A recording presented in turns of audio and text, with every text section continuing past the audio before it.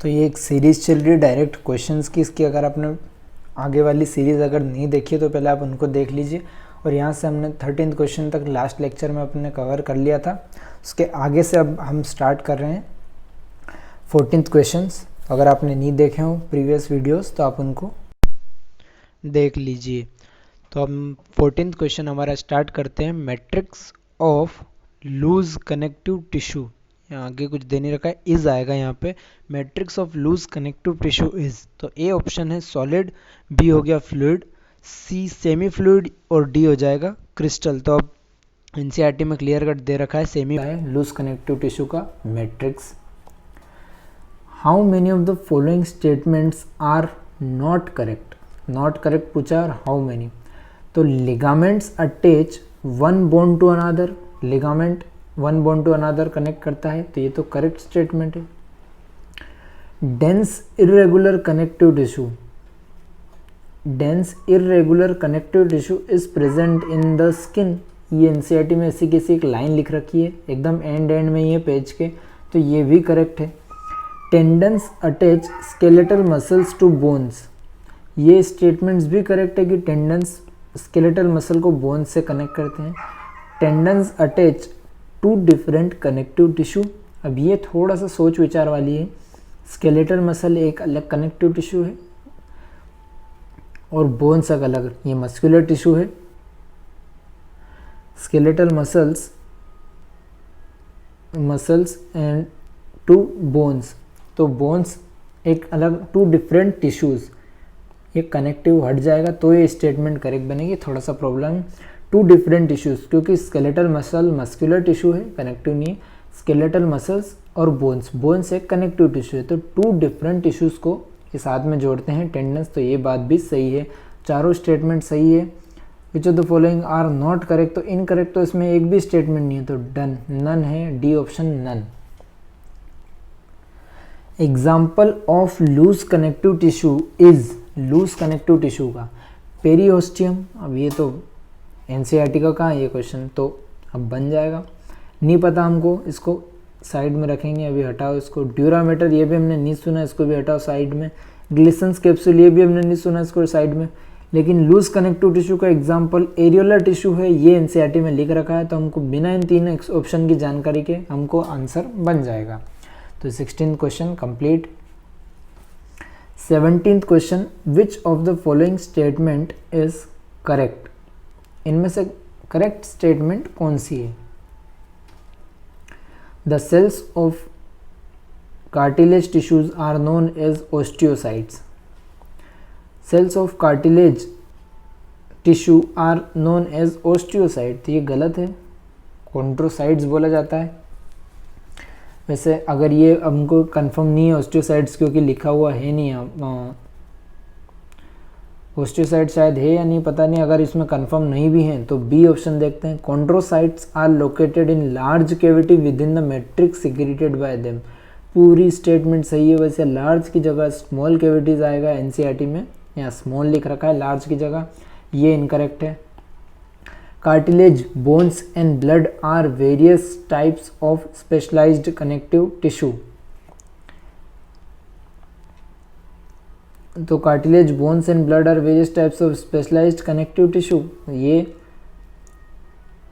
सही स्टेटमेंट है। तीनों स्पेशलाइज्ड कनेक्टिव टिश्यू में ही आते हैं, तो ये सही स्टेटमेंट है। इसको हमको कन्फ्यूजन था तो साइड में रख दिया, सही स्टेटमेंट पता चल गई तो आंसर सी हो जाएगा। अब हो जाएगा 18th question, which of the following are examples of loose connective tissue, loose connective tissue का एग्जाम्पल कौन है। एरियोलर टिश्यू है, सही बात है। एडिपोज टिश्यू है, सही बात है। टेला सबक्यूटेनिया, अब इसका तो हमको पता नहीं। अब ये दो ऑप्शन तो नीट में मल्टीपल चॉइस तो होती नहीं, या तो ये होता या फिर ये होता। अब ऑल द अबव का भी ऑप्शन है, अब ये दो हैं तो डायरेक्ट अलग अलग टिक तो कर नहीं सकते, मतलब ये तीसरा भी होना ही है, मतलब ये पता नहीं है लेकिन फिर भी हम तीसरा भी होना ही, क्योंकि ऑल द अबव ऑप्शन है, बोथ ए और बी ऑप्शन भी नहीं है, इन दोनों में से कोई गलत है नहीं, तो तीसरे को भी होना ही पड़ेगा अगर डी ऑप्शन करेक्ट करवाना है। डी ऑप्शन करेक्ट होगा ही होगा, क्योंकि ए और बी तो हैं ही हैं, और ए और बी दोनों हैं, ऐसा अलग से ऑप्शन दे नहीं रखा। तो ये भी एक टाइप है नीट का कि दो तो एनसीईआरटीज दे देंगे, एक बाहर का होगा जो भी आंसर में इंक्लूड होगा, तो इसमें थोड़ी सी मेंटल एबिलिटी भी लगाने की ज़रूरत है। 19. Mark the correct statement. Most of the cartilage in vertebrate embryos are replaced by bones in adults. तो most of the cartilage in vertebrate embryos और एनसीईआरटी की लाइन है, करेक्ट है, करेक्ट स्टेटमेंट ये है। अब कुछ लोग ऐसे ही पहली स्टेटमेंट पढ़ी, मैं भी बहुत बार ऐसा कर देता था, पहली स्टेटमेंट पढ़ी टिक मार के आगे निकल गए, यानी बोथ ए और सी का ऑप्शन। अभी हमको पता नहीं कि ए और सी करेक्ट है या नहीं, पर अगर करेक्ट हुए तो फिर हमारा ये बिल्कुल इनकरेक्ट हो जाएगा। इसलिए हमको ध्यान, अगर पहले ही ऑप्शन आंसर करेक्ट आ जाए तो हमेशा डी ऑप्शन देख ही लेना चाहिए कि ऑल द अबव या बोथ ए और बी, कुछ तो नहीं है ऐसा। Second, matrix of cartilage is fluid and pliable, तो फ्लूइड नहीं है वो, सॉलिड एंड प्लायबल है, तो ये स्टेटमेंट इनकरेक्ट है। Cartilage is present between adjacent bones of the limbs, सही स्टेटमेंट है। ये एनसीईआरटी में लिख रखी है क्या? अब ये थोड़ी सी मैंने हटा के बनाई है कि कार्टिलेज इज प्रेजेंट बिटवीन, और बहुत सारे एग्जाम्पल्स हैं, और लास्ट में एक है एडजेसेंट बोन्स ऑफ लिम्स, तो ये भी एनसीईआरटी का ही है। तो ए और सी दोनों स्टेटमेंट करेक्ट है, और ऑप्शन बी दे रखा है कि A and C both are correct, तो 19th क्वेश्चन का ऑप्शन डी है। 20. Areolar connective tissue contains only fibroblast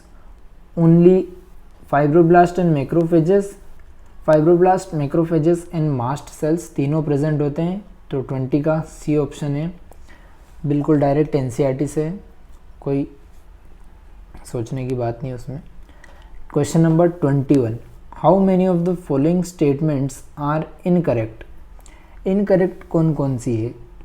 तो bones have soft and pliable ground substance, soft and pliable ground substance, तो ये सॉफ्ट तो नहीं है, उसका हार्ड एंड प्लायबल है, सॉलिड एंड प्लायबल। सॉफ्ट और प्लायबल तो कार्टिलेज का है। Matrix of bone is rich in chondroitin salts, इसका भी हमको आइडिया नहीं तो इसको ऐसे ही रख देते हैं, incorrect. Bones also interact with cardiac muscles attached with them, तो ये तो नहीं, कार्डियक मसल में कोई एक तो स्केलेटल मसल अटैच नहीं होती, वो खुद ही ऑटो एक्साइटेबल है, उनका काम ही अलग है। तो इंटरेक्ट विथ स्केलेटल मसल्स होता है तो स्टेटमेंट करेक्ट हो जाती है, पर कार्डियक मसल से तो स्टेटमेंट रॉन्ग है। फिर वही वाला मेंटल एबिलिटी वाला कंसेप्ट आ गया। बी ऑप्शन को हमको कोई जानकारी नहीं, क्योंकि कॉन्ड्रोइटिन सॉल्ट्स नाम से कोई भी चीज़ एनसीईआरटी में नहीं दे रखी है। ऑल द अबव ऑप्शन दे रखा है, अब तीनों इनकरेक्ट होनी ही पड़ेगी, होगी, दो इनकरेक्ट है और इनका ऐसा कोई ऑप्शन नहीं दे रखा है कि both A and C are incorrect, तो ऑल द अबव सारी स्टेटमेंट इनकरेक्ट है, भले हमको ये पता नहीं है। तो ये एक मेंटल एबिलिटी वाला क्वेश्चन एनसीईआरटी से। 22. Example of dense connective tissue are, अब डेंस कनेक्टिव टिश्यू के एग्जाम्पल कौन कौन से? टेंडन, हाँ डेंस कनेक्टिव टिश्यू का ही है। पिनेकुलस एडिपोसिस हमको पता नहीं है। लिगामेंट हमको पता है, तो ये नहीं पता, और बोथ दो जो हमको पता है उससे ही आंसर बन रहा है, तो both A and C correct answer हो जाएगा, 22 का डी हो जाएगा। थोड़ी सी मेंटल एबिलिटी इसमें भी। विच of the following is correct, इनमें से कौन सा करेक्ट है? Blood is solid connective tissue, blood contains RBC, WBC and platelets. Solid connective tissue पहले ही गलत हो गया, blood contains RBC, WBC and platelets, ये सही बात है। फिर वही यहाँ से डायरेक्ट टिक करके आगे निकल जाते, तो ए और सी का ऑप्शन है, तो ये गलत हो जाता, तो ये भी एक स्ट्रेटजी है नीट एनटीए की क्वेश्चन बच्चों से रॉन्ग करवाने की। तो सेकंड करेक्ट है। ब्लड बिलोंग्स टू, ए और सी भी ऑप्शन नहीं होगा क्योंकि ए हमने पहले इनकरेक्ट कर दिया है। Blood belongs to category of dense irregular, बिल्कुल गलत बात है, स्पेशलाइज्ड कनेक्टिव टिश्यू में आता है, तो बी ऑप्शन डायरेक्टली करेक्ट हो जाएगा। 24. Tendons attach bone to muscle, bone to bone, tendons करता है बोन टू मसल अटैच करता है, तो ए ऑप्शन करेक्ट हो जाएगा। Bone to bone ligaments touch करते हैं। टू कनेक्टिव टिश्यू टुगेदर, ये मैंने फिर वापस एक बार और मैंने खुद ने ही गलती कर दी, ए ऑप्शन नहीं होगा, वापस डायरेक्ट से ए करके निकल जाते तो स्किप, तो गलत हो जाता आंसर हमारा। आंसर है both A and C, two connective tissues together. फिर यहाँ पे एक करेक्शन है, टू कनेक्टिव टिश्यूज नहीं आएगा, अगर ये कनेक्टिव टिश्यू हटा दे, क्वेश्चन में थोड़ी सी प्रॉब्लम है।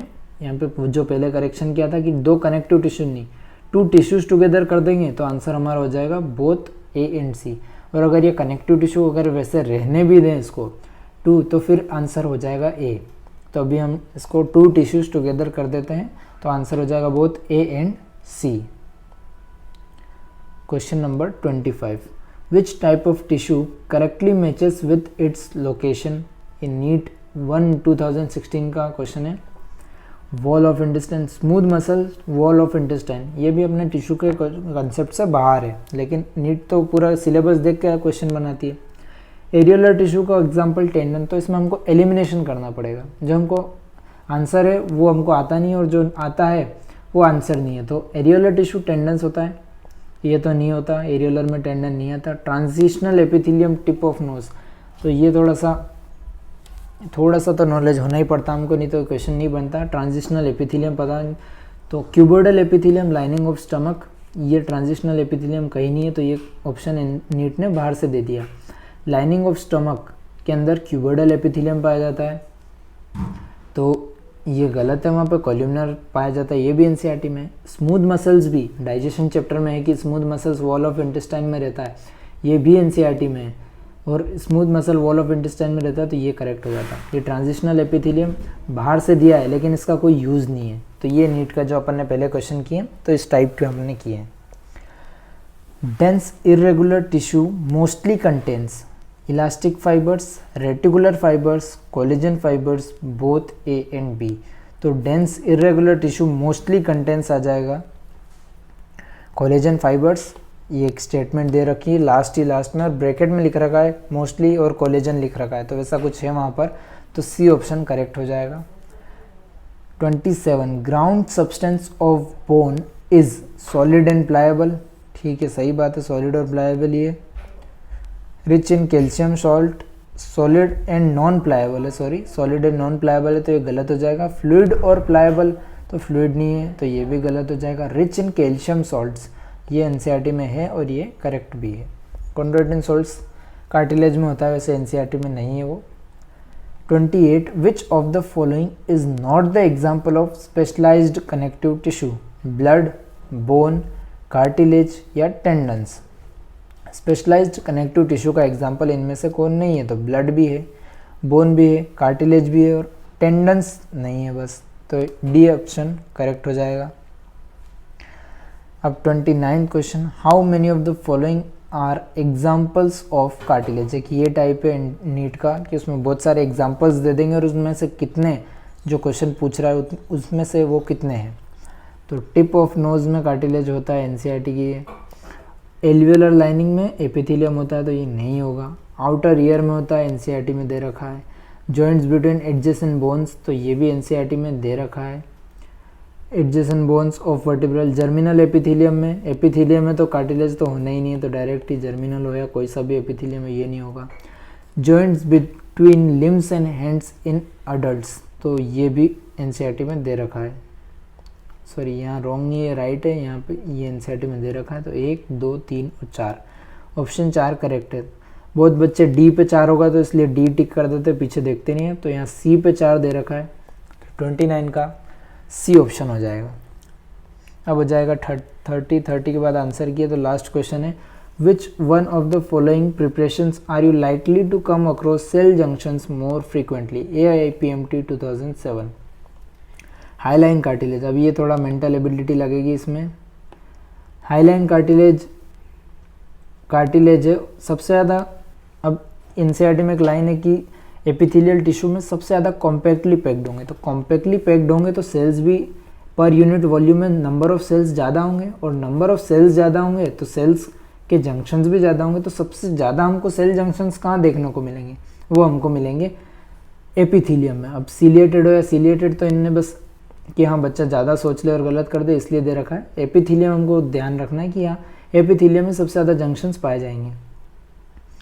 सेल जंक्शंस दूसरे टिश्यू में पाए जाते हैं, ये एनसीईआरटी में लिख रखा है, लेकिन सबसे ज़्यादा कहाँ पाए जाते हैं ये पूछ रहा है, तो सीलिएटेड एपिथेलियम में पाए जाएंगे। हाईलाइन भी एक कार्टिलेज है, उसमें भी इतना डेंस नहीं पैक्ड होते हैं सेल्स कि जंक्शंस उनमें ज़्यादा पाए जाए। थ्रोम्बोसाइट्स